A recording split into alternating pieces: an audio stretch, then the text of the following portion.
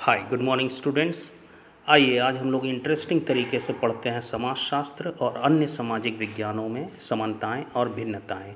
ये MDC paper और semester 1 के स्टूडेंट्स के लिए हेल्पफुल होगा। सबसे पहले हम लोग जानते हैं इन दोनों समाजशास्त्र और अन्य सामाजिक विज्ञानों के बीच में सिमिलैरिटीज़ क्या हैं, समानताएं क्या हैं। इसको 3 भाग में बांटा गया है। मानव व्यवहार को समझना, तो सभी सामाजिक विज्ञान इंसान और उसके व्यवहार का अध्ययन करते हैं। जैसे समाजशास्त्र पूरे समाज को देखता है, मनोविज्ञान व्यक्ति के अंदर झांकता है और राजनीति विज्ञान सत्ता के खेल को देखता है। अर्थशास्त्र पैसा कहाँ से आता है और कहाँ उड़ जाता है यह देखता है। नेक्स्ट है सामाजिक संबंध। सभी इस बात में रुचि रखते हैं कि लोग आपस में कैसे जुड़ते हैं। समाजशास्त्र इसमें समूह की भूमिका समझता है। थर्ड वन, वैज्ञानिक दृष्टिकोण, साइंटिफिक अप्रोच। सभी अब केवल राय नहीं बल्कि प्रमाण और डेटा से समाज को समझने की कोशिश करते हैं। जैसा कि एमाइल दुर्खिम ने कहा है, society should be studied like a scientific object. समाज को विज्ञान की तरह अध्ययन करो। अब जानते हैं इसके डिफरेंसेस।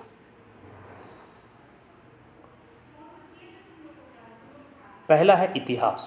इतिहास जो है वो अतीत के घटनाओं के बारे में बताता है, क्या हुआ है। समाजशास्त्र पूछता है क्यों और कैसे हुआ है। जैसे इतिहास बताएगा कि 1857 में विद्रोह हुआ, समाजशास्त्र पूछेगा विद्रोह क्यों हुआ, समाज की स्थिति क्या थी उस वक्त। अर्थशास्त्र। अर्थशास्त्र उत्पादन, वितरण और उपभोग को एक सब्जेक्ट मानकर चलता है। अर्थशास्त्र कहेगा लोग पैसा क्यों कमाते हैं, समाजशास्त्र बोलेगा पैसा समाज में असमानता क्यों लाता है। राजनीति विज्ञान सत्ता और शासन के बारे में बतलाता है। समाजशास्त्र पूछता है लोग सत्ता को क्यों स्वीकार करते हैं। नेक्स्ट है मनोविज्ञान। मनोविज्ञान व्यक्ति का मानसिक व्यवहार, मनोविज्ञान व्यक्ति के भीतर झांकता है। समाजशास्त्र समाज के ढांचे में देखता है कि वह व्यक्ति ऐसा क्यों है। मानवशास्त्र मानव की उत्पत्ति और संस्कृति के बारे में बतलाता है। मानवशास्त्र ज़्यादा प्राचीन और ग्रामीण समाजों पर ध्यान देता है और समाजशास्त्र आधुनिक समाजों पर, लेकिन दोनों भाई भाई हैं। कुछ थिंकर्स के बारे में मैंने यहाँ बतलाया हुआ है, आप लोग आराम से इसको देख लेना कि अगस्त कॉम्टे ने क्या बोला है, एमाइल दुर्खिम ने क्या बोला है, मैक्स वेबर ने क्या बोला है, कार्ल मार्क्स ने क्या बोला है। इन सब के रेफरेंसेस आपको लिखने में एग्ज़ाम में हेल्पफुल होगा और मार्क्स भी अच्छे आएंगे आप लोगों के।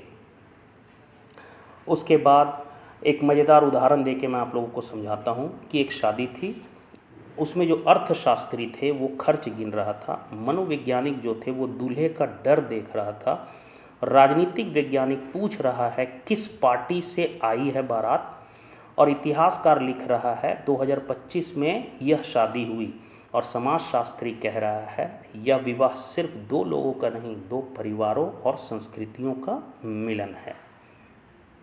कंक्लूजन, समाजशास्त्र उन सब का मेल है। यह व्यक्ति, समूह, संस्था, संस्कृति, परंपरा और परिवर्तन सबको एक साथ जोड़कर देखता है। इसलिए इसे mother of all social sciences भी कहा जाता है। Thank you very much.